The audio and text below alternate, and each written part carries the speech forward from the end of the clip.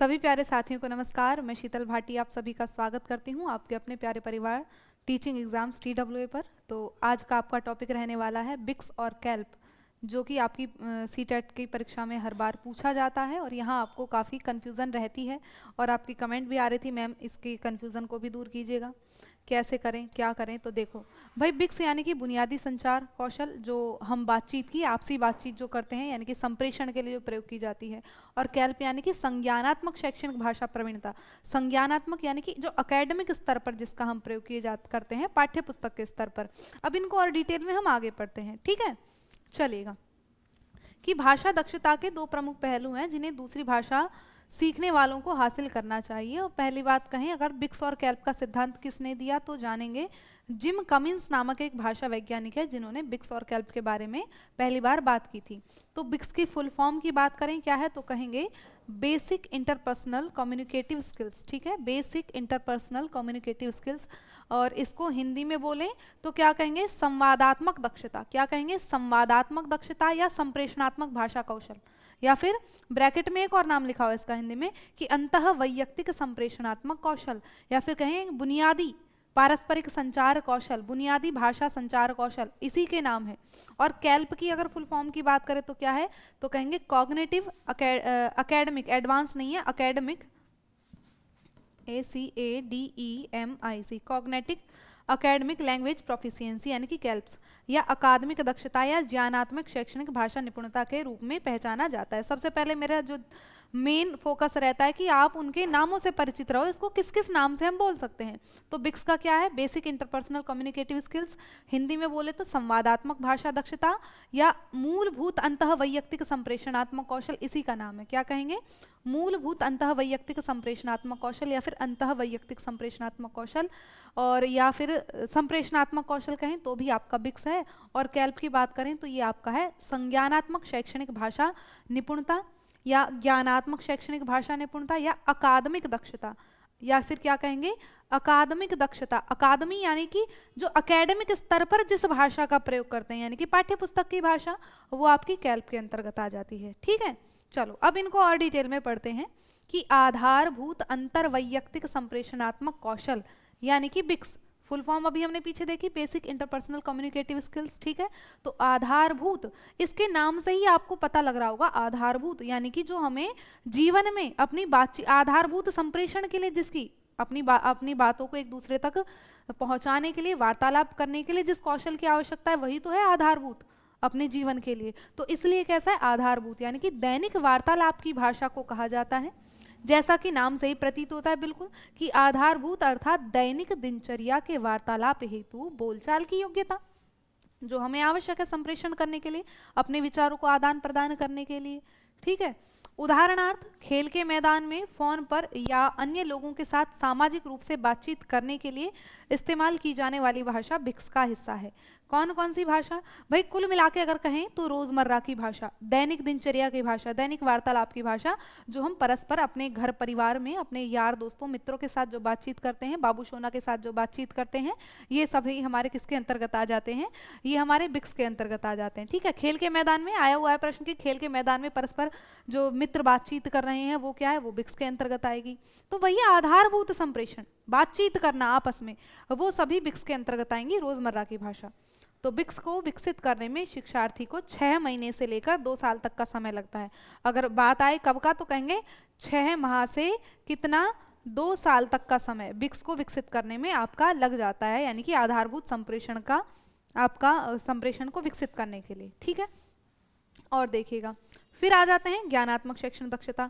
अच्छा, बिक्स वाला क्लियर हो गया कि जो अपने दैनिक दिनचर्या के लिए है ना, इसमें हम और भी ऐड कर सकते हैं, मैं पॉइंट लिखवाऊं तो रोजमर्रा की भाषा किसके अंतर्गत आएगी, रोजमर्रा या फिर दैनिक दिनचर्या, या फिर क्या, दैनिक दिनचर्या की भाषा किसके अंतर्गत आएगी, तो कहेंगे बिक्स के अंतर्गत आएगी, ठीक है। दिनचर्या की भाषा किसके अंतर्गत आएगी, तो बोलेंगे आपकी बिक्स के अंतर्गत आ जाती है, जो हम अपने रोजमर्रा के कार्यों में प्रयोग करते हैं। और एक और कि वर्तमान या वर्तमान समय में प्रयोग की जाने वाली, क्या कहेंगे, वर्तमान या वर्तमान समय में प्रयोग की जाने वाली भाषा, वर्तमान समय में प्रयोग की जाने वाली भाषा क्या है, वो भी बिक्स ही है वाली भाषा। और ये जो वर्तमान समय है इसके लिए एक और शब्द आ जाता है तात्कालिक, तात्कालिक भाषा। तत्काल का मतलब है जो वर्तमान में प्रयोग हो रही है, तो कहेंगे तात्कालिक भाषा कौन सी है, तो वो भी आपकी बिक्स है। यानी कि मैं आपको इसकी शब्दावली बता रही हूँ, हालांकि बातचीत आपने चीजों को तो समझ लिया कि क्या है, जो रोजमर्रा की भाषा है, दैनिक वार्तालाप की भाषा है, आपस में परस्पर संप्रेषण की भाषा, वो बिक्स है। अब उसके लिए कुछ शब्दावली अगर पेडागोजी की लेकर चले तो क्या शब्द आ सकते हैं, तो आ जाए रोजमर्रा या दैनिक दिनचर्या की भाषा क्या है, बिक्स है। और इससे थोड़ा सा और कठिन अगर वो कहेंगे तो क्या कहेंगे कि वर्तमान समय में प्रयोग की जाने वाली भाषा या फिर कहें तात्कालिक भाषा क्या है, तो वो आपका बिक्स हो जाता है। और 2 पॉइंट्स और आप नोट करिएगा कि मूर्त है ना, इसमें मूर्त विचारों को, मूर्त विचार किसके अंतर्गत आएंगे, तो कहेंगे आपके बिक्स के अंतर्गत आएंगे। और औपचारिक, सॉरी औपचारिक नहीं, अनौपचारिक, अनौपचारिक वार्तालाप। अनौपचारिक वार्तालाप क्या होता है, जो मतलब मित्रों के साथ जो हम अपना वार्तालाप बातचीत करते हैं, जो मित्रों के साथ बातचीत करेंगे, या कहें कि जो आपकी बदतमीजी वाली लैंग्वेज, जो अपने यार दोस्तों वाली भाषा होती है ना, तो वो आपकी बिक्स के अंतर्गत आ जाती है, बिक्स के अंतर्गत। ये 3-4 पॉइंट्स अगर आपको क्लियर हैं तो कहीं दिक्कत नहीं होने वाली है। क्या है भी, उदाहरण के लिए खेल के मैदान पर या फोन में प्रयोग होने वाली भाषा क्या है, बिक्स है। जहां मूर्त विचारों का है ना, मूर्त विचार किसके अंतर्गत आएंगे, बिक्स के अंतर्गत आएंगे। अनौपचारिक वार्तालाप बिक्स के अंतर्गत आएगा। दैनिक रोजमर्रा या दिनचर्या की भाषा बिक्स के अंदर। और तात्कालिक भाषा यानी कि वर्तमान समय में प्रयोग की जाने वाली भाषा, जब हम आपस में बातचीत करते हैं वो वर्तमान समय में प्रयोग हो रही है, तो वो सभी बिक्स के अंतर्गत आ जाते हैं। इतना अगर आपको समझ में आ गया हो तो फिर कैल्प की तरफ बढ़ते हैं। इसको हिंदी में बोलें तो ज्ञानात्मक शैक्षणिक भाषा निपुणता। और ज्ञानात्मक के स्थान पर क्या आ सकता है, संज्ञानात्मक भी आ सकता है। क्या, तो कहेंगे संज्ञानात्मक भी कह सकते हैं और ज्ञानात्मक भी कह सकते हैं, दोनों ही हमारे कैल्प को कहेंगे। और दूसरे शब्दों में एक और इसका नाम है, तो कहेंगे अकादमिक भाषा दक्षता। अगर आए संज्ञानात्मक शैक्षणिक भाषा निपुणता तो भी क्या है, कैल्प है। आ जाए अकादमिक भाषा दक्षता तो भी क्या है, आपका कैल्प ही है। कैल्प के ही ये नाम है, इन नामों को आप अच्छे से याद कर लीजिएगा। चलिएगा, अब मैंने आपको बताया स्टार्टिंग में भाई कक्षा में उपयोग की जाने वाली शैक्षणिक भाषा पर केंद्रित है। जो कक्षा में हम शैक्षणिक भाषा का प्रयोग करेंगे, यानी कि जहाँ औपचारिक शिक्षण है ना, जब औपचारिक भाषा का प्रयोग किया जाएगा, कैसी, जो औपचारिक भाषा है वो किसके अंतर्गत आएगी, वो आपकी कैल्प के अंतर्गत आएगी, औपचारिक भाषा। और कैसी, पाठ्य पुस्तक की भाषा किसके अंतर्गत आएगी, आपकी कैल्प के अंतर्गत आएगी। और क्या कह सकते हैं भाई, आपकी औपचारिक भाषा, पाठ्य पुस्तक की भाषा और अमूर्त विचार। क्या, अमूर्त विचार। बिक्स में हमारे मूर्त विचार आ रहे थे, अब यहाँ अमूर्त विचार, यानी कि एक तरह से जब आपका कॉग्निटिव डेवलपमेंट किया जाता है, संज्ञानात्मक विकास करने के लिए जिस भाषा का प्रयोग करते हैं, यानी कि कुल मिला के बात कर लो कि पाठ्य पुस्तक की भाषा है ना, जो हम पाठ्य पुस्तक में प्रयोग करते हैं। जैसे आप मित्र को पत्र लिख रहे हैं, सॉरी पत्र लिख रहे, मित्र को नहीं, मित्र को पत्र लिखोगे तो वो तो आपकी बिक्स के अंतर्गत आ जाएगी। लेकिन ऑफिशियली आप किसी कलीग को पत्र लिख रहे हैं या अपने बॉस को लेटर लिख रहे हैं, मेल कर रहे हैं, ये सभी क्रियाएं किस में आ जाती हैं, वो आपकी कैल्प के अंतर्गत आ जाती हैं। ठीक है, तो भाषा प्राप्त करने के अलावा शिक्षार्थियों को शैक्षिक योग्यता विकसित करते समय तुलना, वर्गीकरण, संश्लेषण, मूल्यांकन और अनुमान जैसे कौशल विकसित करने की आवश्यकता होती है। कैल्प को विकसित करने में शिक्षार्थियों को कम से कम कितना, 5 वर्ष का समय लगता है। कितना, तो कह देंगे भाई 5 वर्ष का आपका समय लगता है कैल्प को विकसित करने में। और बिक्स के लिए आपका 6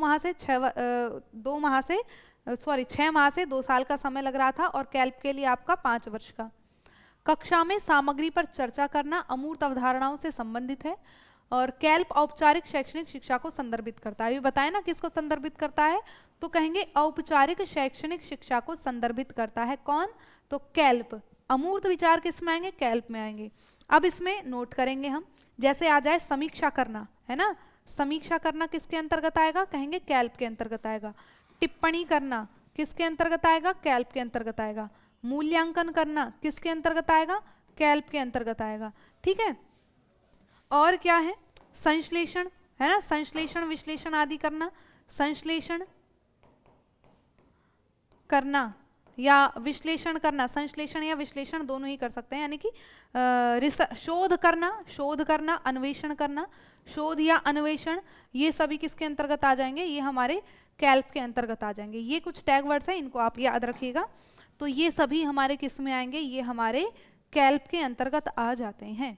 कुल मिला के जो आपकी पाठ्य पुस्तक की भाषा, लिख देते हैं भाई, आपकी पाठ्य पुस्तक की भाषा किसके अंतर्गत आएगी, आपकी कैल्प के अंतर्गत आ जाती है। अब इसमें एक प्रश्न ये बनता है कि विद्यालय में अध्यापक क्या है, किसी विषय पर बच्चों को किसी टॉपिक पर चर्चा करने में बच्चों को कहता है कि बच्चे इस विषय पर टॉपिक पर चर्चा करें, तो वो किस में आएगा, तो जब बच्चे विद्यालय में शिक्षक की उपस्थिति में चर्चा भी कर रहे हैं तो परस्पर चर्चा आपका किस में चला जाएगा, वो कैल्प में नहीं रहेगा, फिर वो बिक्स में चला जाएगा। तो कभी भी आ जाए कि बच्चे विद्यालय में परस्पर चर्चा कर रहे हैं, है ना, तो परस्पर चर्चा किस में आएगा, तो वो परस्पर चर्चा आपका किस में आएगा, बिक्स के अंतर्गत ही आएगा। कभी आप कैल्प में चले जाएं, जैसे कि आप जानते हैं भाई कैल्प में क्या है, आपकी विद्यालय में जो हम औपचारिक शिक्षण कर रहे हैं, तो औपचारिक जो शिक्षण की भाषा है, अमूर्त भाषाएं, वहाँ आपकी अमूर्त संकल्पनाओं को यानी कि अमूर्त विचारों को उत्पन्न किया जाता है, अमूर्त विचारों के यहाँ जहाँ आप तर्क करे गए है ना, समस्या समाधान कौशल को आपका विकसित किया जाएगा, वो सभी कैल्प के अंतर्गत आ जाएंगे। लेकिन जब चर्चा हो जाए, है ना, परस्पर जब हम चर्चा करेंगे, संप्रेषण करेंगे, बातचीत करेंगे, तो ये सभी आपकी वैयक्तिक यानी कि इसमें बिक्स में अंतर वैयक्तिक संप्रेषणात्मक कौशल के अंतर्गत आ जाते हैं। ठीक है, चीज़ें क्लियर हो गई होंगी आशा करती हूँ। तो इनके बस जो अगर उसकी बात करें, जो मेन इनके डिफरेंस है यही है कि आपका बिक्स कैसा है, रोज़मर्रा की भाषा इसमें प्रयोग होती है, और कैल्प में क्या होती है, आपकी पाठ्यपुस्तक की भाषा का प्रयोग करते हैं। बिक्स आपका औपचारिक है तो बिक्स आपका अनौपचारिक है तो कैल्प आपका औपचारिक है ना। जो विद्यालय में प्रयोग की जाती है वो औपचारिक, यानी कि जहाँ व्याकरण का शिक्षण करवाया जाएगा। कैसा, जब भाई व्याकरण का शिक्षण कैसा होता है, जहाँ नियम आपको पढ़ाए जा रहे हैं, तो व्याकरण का शिक्षण कैसा होता है, आपका औपचारिक होता है। तो विद्यालय में हम पाठ्यपुस्तक के द्वारा जब शिक्षण करेंगे तो वो आपका औपचारिक हो जाता है, और बिक्स कैसा हो जाएगा, आपका अनौपचारिक हो जाता है। अब इसमें रिसर्च, जो शोध करना, अन्वेषण करना, समीक्षा लिखना, टिप्पणी करना, मूल्यांकन लिखना, तो इसमें हम एक विशिष्ट भाषा का प्रयोग करते हैं। हम आपस की भाषा तो प्रयोग नहीं करेंगे, वहाँ विशिष्ट शब्दावली का, विशिष्ट भाषा का प्रयोग किया जाता है, इसलिए किसके अंतर्गत होगा, तो ये कैल्प के अंतर्गत हो जाता है। आशा करती हूँ क्लियर हो गया होगा। तो अब इसके एक दो क्वेश्चन देखेंगे और चीज़ें समझ में और आ जाएंगी। देखिएगा कि बुनियादी पारस्परिक संचार कौशल क्या है।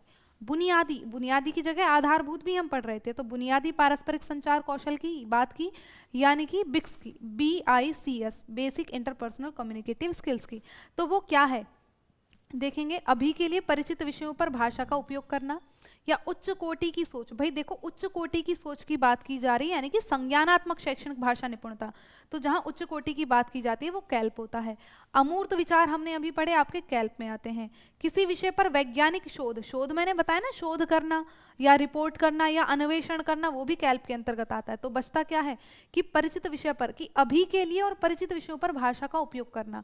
बताना कि वर्तमान की या तात्कालिक भाषा। अब यहाँ ना तो वर्तमान शब्द का प्रयोग है ना तात्कालिक, उसके लिए उन्होंने अभी शब्द का प्रयोग कर दिया कि अभी के लिए, यानी कि वर्तमान में किसी परिचित विषय पर आप अगर भाषा का प्रयोग कर रहे हैं तो वो किसके अंतर्गत आ जाता है, वो आपका बिक्स के अंतर्गत, बेसिक इंटरपर्सनल कम्युनिकेटिव स्किल्स के अंतर्गत आ जाता है।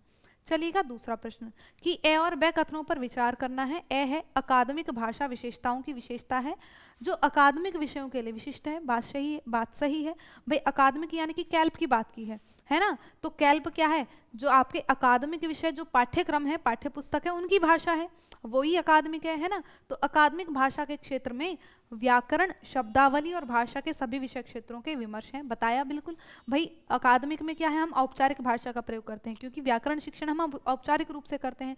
तो व्याकरण का अध्ययन करेंगे, शब्दावली और विषय वस्तु की जो भाषा है वो सभी किसके अंतर्गत आएगी, कैल्प के अंतर्गत आ जाती है। तो ये ए और ब दोनों ही सही हो जाते हैं आपके, है ना। कथन और कारण दोनों ही आपके सही हैं, इसलिए यहाँ आपके सी ऑप्शन पर जाएंगे। दोनों ही किससे संबंधित है, तो कहेंगे कैल्प पर, संज्ञानात्मक शैक्षणिक भाषा प्रवीणता से संबंधित है। नेक्स्ट प्रश्न देखो कि ज्ञानात्मक रूप से उच्च भाषाई निपुणता यानी कि कैल्प संकेत करती है। जो कैल्प है वो किसकी तरफ संकेत करती है, तो देखो काव्य के अंगों के लिए भाषा का प्रयोग या संप्रेषणात्मक भाषा कौशल। संप्रेषणात्मक भाषा कौशल क्या है भाई, संप्रेषण यानी कि कम्युनिकेशन, बातचीत के लिए प्रयोग होने वाली भाषा, तो ये बिक्स के अंतर्गत आएगा। दिन प्रतिदिन की भाषा बिक्स के अंतर्गत। अब ये जो है जटिल तथा अमूर्त विचारों, अमूर्त भाषा के माध्यम से प्रेषित किए जाते हैं, बिल्कुल सही बात है। तो आपका इसके मुकाबले क्या है, अभी बताया मैंने आपको, जहाँ जटिल यानी कि उच्च चिंतन किया जाए, अमूर्त विचारों का प्रयोग किया जाए, अमूर्त विचारों के माध्यम से भाषा को प्रेषित किया जाता है, तो वो किसके अंतर्गत आता है, वो कैल्प के अंतर्गत आ जाता है। इसका अंतर्धान इसी के अंतर आ जाएगा। तो इससे भी ज्यादा मजबूत पॉइंट आपका केवल और केवल ए हो जाता है। तो यहाँ आपका ए ऑप्शन सही जवाब हो जाता है कि जहाँ अमूर्त विचारों का प्रयोग किया जाए, जहाँ औपचारिक चिंतन किया जाए, जहाँ समीक्षा करना, टिप्पणी करना, शोध करना, ये सभी आपके कैल्प के अंतर्गत आ जाएंगे। यानी कि एक कुल मिला के जो अकादमिक भाषा होगी, पाठ्य पुस्तक की भाषा होगी, वो आपकी क्या है, कैल्प है। अब चौथा प्रश्न और देखो कि आधारभूत अंतः वैयक्तिक संप्रेषणात्मक कौशल। आधारभूत यानी कि बिक्स किसको कहते हैं बताओ, कि उच्च स्तरीय भाषा कौशल, काट दो अभी पीछे पढ़ा ना, उच्च स्तर की, उच्च चिंतन की बात की जाएगी तो आपका क्या है, आपका कैल्प के अंतर्गत आ जाता है। सारांश की भाषा यानी कि सारांश करना, निष्कर्ष निकालना, बताया पीछे भी, टिप्पणी करना, निष्कर्ष निकालना, सारांश करना, संश्लेषण करना, कैल्प है। दिन प्रतिदिन के संप्रेषण के लिए प्रयुक्त भाषा, बिल्कुल बिक्स की बात की है तो जो दिन प्रतिदिन की भाषा होगी, वर्तमान की तात्कालिक भाषा होती है, वो बिक्स हो जाती है। तो आपका ये भी गलत हो जाता है, केवल और केवल सी ऑप्शन आपका सही जवाब हो जाता है। ठीक है, और ये लास्ट क्वेश्चन और देखिएगा कि आधारभूत अंतःवैयक्तिक संप्रेषणात्मक कौशल बिक्स काय से संबंधित है। ये देखो तो क्या बात कर दी, अमूर्त विचार से तो संबंधित है नहीं, बच्चों द्वारा संप्रेषण के लिए भाषा की आवश्यकता होती है, परस्पर संप्रेषण के लिए भाषा की आवश्यकता होती है, संप्रेषणात्मक भाषा शिक्षण, संप्रेषणात्मक भाषा शिक्षण नहीं। आधारभूत अंतः वैयक्तिक कौशल किससे संबंधित है, तो इसमें देखो हम बी भी लगा सकते थे, सी भी लगा सकते थे, लेकिन ये थोड़ा सा संकुचित उत्तर है अपने आप में। अगर बी को देखें कि बच्चों द्वारा संप्रेषण के लिए भाषा की आवश्यकता होती है, तो भाषा की आवश्यकता केवल बच्चे थोड़ी संप्रेषण करते हैं, भाई बच्चे बड़े बूढ़े हम आप सब करते हैं। तो ये क्या है, परस्पर संप्रेषण के लिए, ये परस्पर संप्रेषण जो है ये पूरे समूचे अर्थ को अपने अंतर्गत लिए हुए है। तो क्या कहेंगे, परस्पर संप्रेषण के लिए भाषा की आवश्यकता होती है, इसलिए इसी को आधारभूत अंतः वैयक्तिक कौशल कहते हैं। क्यों भाई, ये एक आपका बुनियादी कौशल है। जब तक हम परस्पर संप्रेषण नहीं करेंगे तो एक दूसरे के विचारों को ना जान पाएंगे और ना दूसरे के विचारों को, अपने विचारों को दूसरे तक पहुंचा पाएंगे। तो परस्पर यानी कि आपस में वार्तालाप के लिए संप्रेषण की आवश्यकता होती है और वो आपका बिक्स कहलाता है। ठीक है, चलिएगा, तो आज का टॉपिक आपका इतना ही, दो ही मतलब इनके बीच आपको मैंने डिफरेंस बताया, बिक्स क्या होता है और कैल्प क्या होता है। आशा करती हूँ चीज़ें आपको क्लियर हुई होंगी। बिक्स यानी कि आपकी अनौपचारिक भाषा और मूर्त विचार जिसके अंतर्गत आते हैं, वर्तमान में प्रयोग की जाने वाली भाषा, दैनिक दिनचर्या की और वार्तालाप की भाषा, संप्रेषण की भाषा आपकी बिक्स के अंतर्गत आ जाती है। और वहीं कैल्प की बात करें तो आपकी औपचारिक भाषा जिसमें व्याकरण, शब्दावली शिक्षण आदि किया जाएगा, अमूर्त विचार का चिंतन उसमें किया जाएगा, वो सभी किसके अंतर्गत आ जाएंगे, तो वो आपके कैल्प के अंतर्गत आ जाते हैं। तो आशा करती हूँ चीज़ें क्लियर हो गई होंगी। तो बताइएगा कैसा लगा सेशन, और भी टॉपिक पर अगर आप वीडियो चाहते हैं तो उसके बारे में कमेंट सेक्शन में ज़रूर बता दीजिएगा। तब तक सभी चैनल को लाइक, शेयर और सब्सक्राइब भी कर दीजिएगा। सभी को धन्यवाद, love you, take care, bye bye.